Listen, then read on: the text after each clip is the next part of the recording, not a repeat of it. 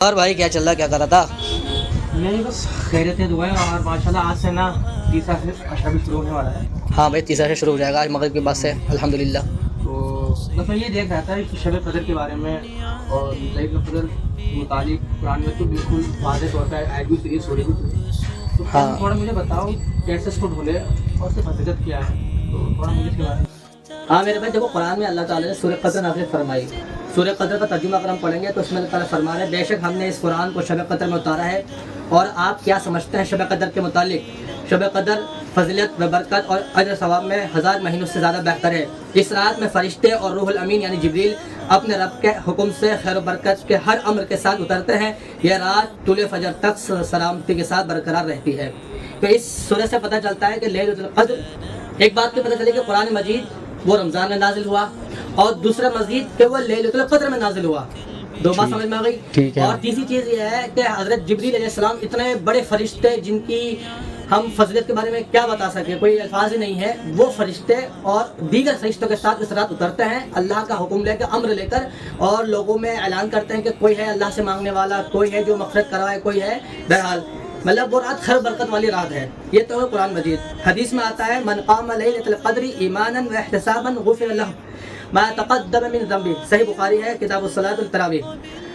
جی، جو شخص لیلۃ القدر میں حالت ایمان اور ثواب کی نیت سے قیام کرتا ہے اس کے سابقہ گناہ معاف کر دیے جاتے ہیں. تو پتہ چلا کہ جو شخص لیلۃ القدر کی رات کو پا لیتا ہے اور وہ اس رات میں عبادت کرتا ہے اس نیت سے، ایمان کی نیت سے، یعنی ایمان کی حالت میں اور ثواب کی نیت سے، تو اللہ تعالیٰ اس کے پچھلے گناہ سارے کے سارے معاف کر دیتے ہیں. ایک اور حدیث ہے، حضرت انس بن مالک فرماتے ہیں کہ ایک مرتبہ رمضان مبارک کی آمد پر آپ نے فرمایا یہ ماہ جو تم پر آیا، یعنی یہ مہینہ جو تم پر آیا ہے، اس میں ایک ایسی رات ہے جو 1000 مہینوں سے افضل ہے. جو شخص اس رات سے محروم رہ گیا گویا وہ ساری خیر سے محروم رہ گیا، اور اس رات کی بھلائی سے وہی شخص محروم رہ سکتا ہے جو واقعتاً محروم ہو. ابن ماجہ. اچھا بھائی، یہ حدیث آ گئی حضرت انس والی.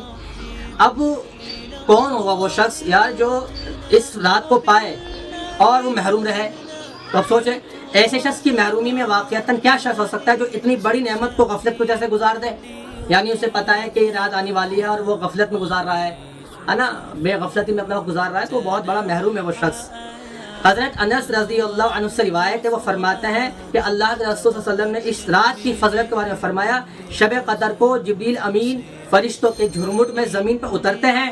وہ ہر اس شخص کے لیے دعائیں مغفرت کرتے ہیں جو کھڑے بیٹھے کسی حال میں اللہ کو یاد کر رہا ہو. شعب الایمان. تو ان روایات سے پتہ چلا، قرآن کی صورت سے پتہ چلا کہ قرآن مجید شب قدر میں نازل ہوا، رمضان میں نازل ہوا، اور کتنی فضیلت ہے. حضرت جبریل جیسے فرشتے اترتے ہیں اس رات میں. اور حدیث سے پتہ چلا کہ جو اس رات کو ایمان کی حالت میں اور ثواب کے اجر سے گزارتا ہے نا، اس نیت کے کہ اللہ تعالیٰ مجھے معاف کریں گے، ثواب دیں گے، تو اس کے پچھلے گناہ بھی معاف ہوں گے. ایک تو یہ وجہ.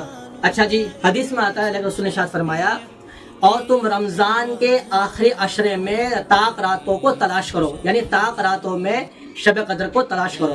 اب وہ طاق راتیں کیا ہیں بھائی؟ 21، 23، 25، 27 اور 29. یہ 5 راتیں ہیں. ان 5 راتوں میں ہمیں شب قدر کو تلاش کرنا ہے.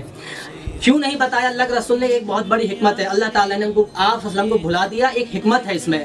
علماء لکھتے ہیں اس کی حکمت یہ ہے کہ اگر رات پتہ چل جاتی تو کیا ہوتا کہ لوگ ایک رات کو مخصوص کر لیتے، تو سارے لوگ اسی میں عبادت کرتے، باقی جو راتیں رہتی ہیں اس کی کوئی قدر نہ ہوتی.